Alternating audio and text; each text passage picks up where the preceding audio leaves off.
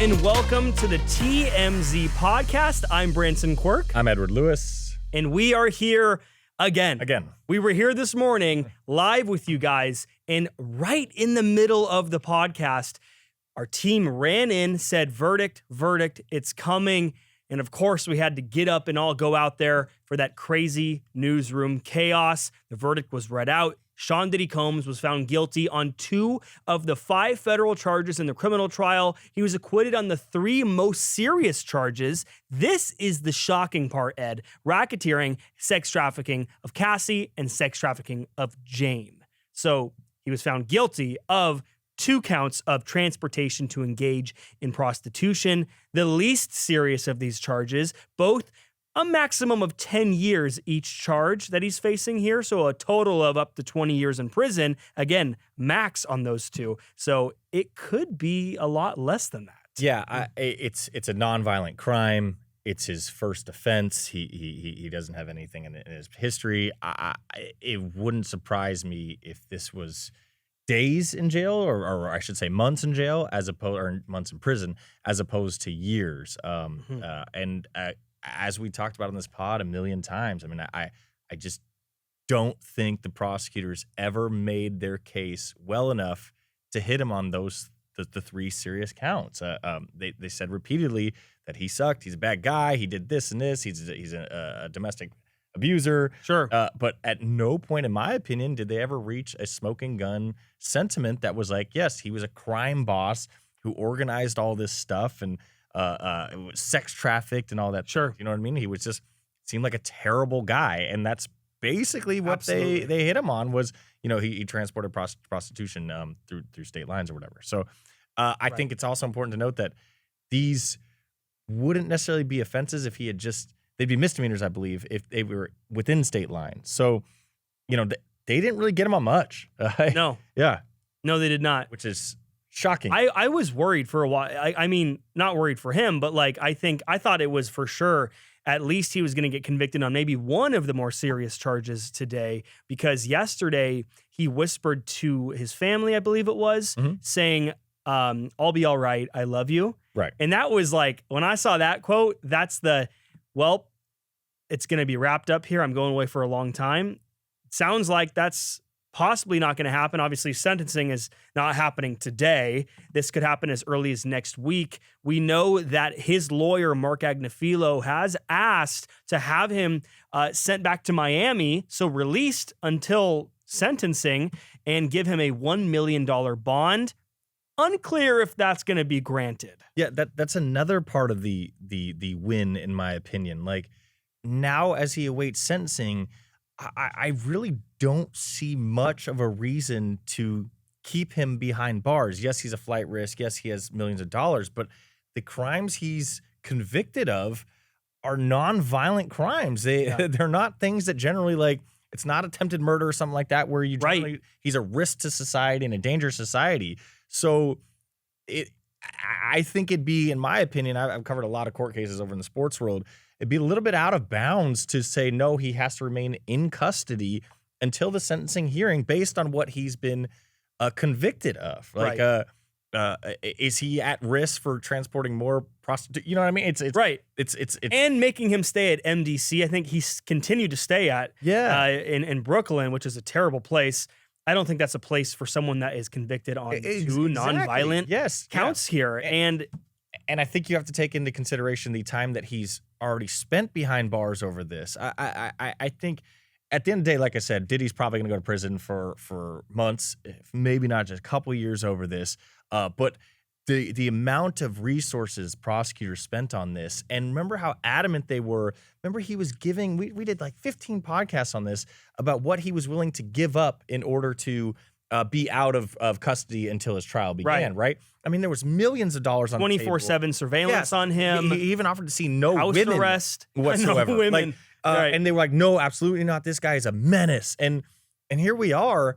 And what he's convicted of is frankly, I think if you ask any average human being, they'd be like, yeah, it's legal, but like, you know, I don't think we'd have to burn him down for this. You know what I mean? Right. So, I mean, being out there in the newsroom And when this was read live, I've never been in the newsroom when something as big as this is being read out. Seeing Harvey Levin's face when we found out count 1 was not guilty, the pure shock in the room at the time. It's interesting, though. He's been one of the guys that is one of the few in here that have been kind of in my corner that, like, there was never a smoking gun regarding the big charges. It was just a parade of people that went into this courtroom and was like, Diddy is a terrible human being. And it's like, okay, well, where is the racketeering? And yesterday they brought up the Kid Cudi thing with the Molotov cocktail, but that read more Some like, of that was scaled back and in the end simplified for the jury. But it more read like Jealous X than it did crime boss organizing things to make money and, and have this whole enterprise. And they never did it. And Harvey, to his credit, went up there at the show every day. And Derek and Jason Beckerman pushed back a lot on him. And he's like, I'm just not seeing it. And like I said, they got a lot of flack for that. Yeah, and like I said earlier, I'm the sports guy, so I'm not as in deep as the rest of these people are. But man, every star witness came out, and it just never was beyond a shadow of doubt, which is what you need to convict them, that this is what happened. It was just a bunch of people that said, he's a bad guy. And it's like, well, is that enough to throw him in prison for 100 years? So I agree with you, Ed. I completely agree with you. I will also, I do want to mention some of the details for our listeners that don't maybe know too many of the details about when the verdict was read, how Sean Diddy Combs was reacting when the verdict was read out.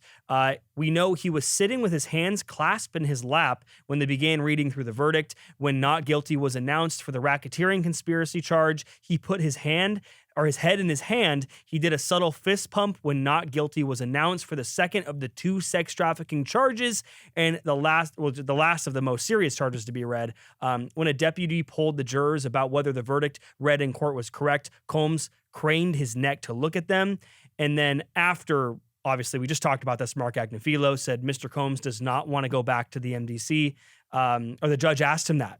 Mr. Combs does not want to go back to the MDC, and Combs vigorously nodded his head no and made prayer hands. So yeah, we even got a who would want to go back there? We got a court sketch that he was on his knees as well. At one point, like kind of and you can imagine the relief on his face. Facing a lot of time behind bars, and now significantly less. How old is Diddy? Do you know? His 50s, I believe. He's in his 50s. So any type of even 20 years could be a life sentence for somebody. I mean, he is facing that still. But again, like we talked about, I just can't see it. And especially I think everybody, even the judge, is going to have to feel like this was a bit of a waste of time, right? Or maybe not time, but resources. I mean, do you remember how much time they raided his houses and stole laptops and had a 9-week I saw the trial. footage. I saw the footage. The raid footage was ridiculous. 9 we all saw that. Walked him in and out of a fancy hotel in handcuffs and made him stay behind bars over this. And then they have this trial where they failed. It's a colossal failure. And but it's a win for you because you were right. I mean, it's a win for you in a sense. It's not something I'm necessarily proud of. It was very interesting that all of this went down the way it went down. I gotta imagine the DA and the prosecutors are very.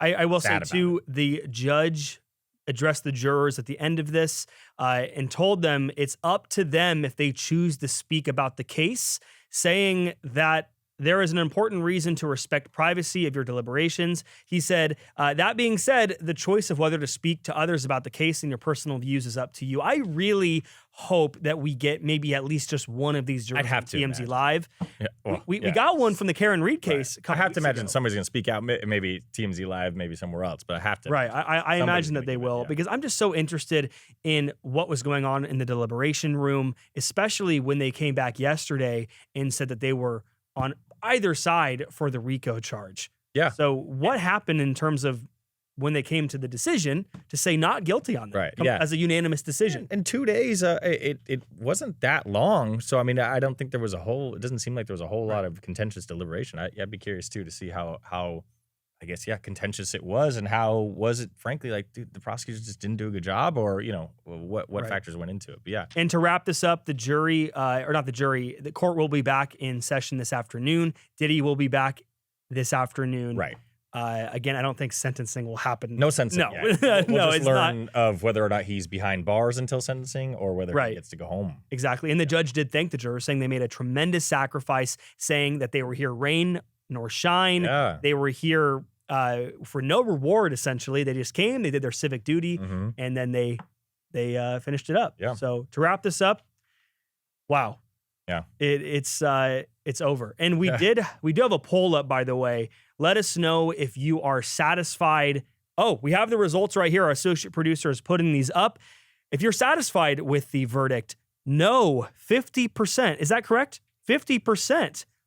49% yes. So 50-50. Basically, yeah. Wow. Yeah, and that was one of the things I thought was going to go into play here. I do not necessarily believe the prosecutors did a great job, but I thought that they did a great job of proving that he's a bad guy. And I think when you were able to prove that, does it really matter what charges he's charged on? And do you just get 12 jurors that like, he's a bad guy, just throw him behind bars? And I think that poll kind of says that, right? Like 50% of people were like, man, I wish it was more because we all saw him beat Cassie on video. You know what I mean? Even though that's not the charge he was facing, it's like, well, we should throw him behind bars anyways forever. Exactly. Exactly. Yeah. And I'm wondering, what if they give him time served? Oh, they will for sure. I mean, they might. That might be about a year, right? A year, I believe so. I mean, I could totally that might be it. Yeah, like time served and probation. Exactly. Yeah, I really could see that. Especially no priors. It's a nonviolent crime. Like What do you think the first thing Diddy will do when he's free? What do you think the first thing he's gonna do? I would imagine eat, right? Like have a lavish dinner. Yeah. No more MDC Brooklyn food. Yeah, I think that's the number one thing, man. I mean, if you're away from dinner with the family, your food and your family, Miami for a while, I think some kind of lavish steak. Yeah. Well, I will say we will be out tomorrow and Friday because it's going to be a long weekend. July 4th. Ed, what do you got going on? Not much. Your celebration. Just gonna play some volleyball, beach volleyball. Are you staying in town? Yeah, staying Los in Angeles? town. Yeah, staying in Okay, town. awesome. What do you got going on? I'm heading out to Northern California. I'm from Gilroy, the garlic town.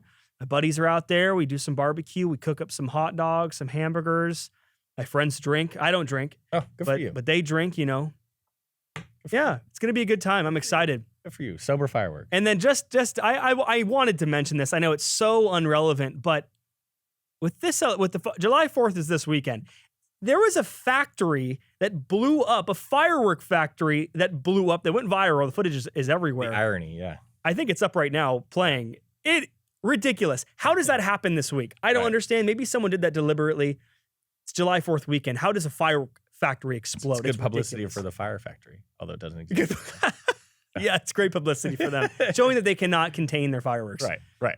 Well, thank you, Ed, for coming on here. Anytime. Sorry for the interruption earlier. And TMZ will be all over this, by the way. If you want more coverage of this, we will be back live on YouTube in the newsroom, I'm being told, around 12 o'clock with more details. Again, court is back in session this afternoon. Harvey will be on the live stream. Everybody will be on there with the new details.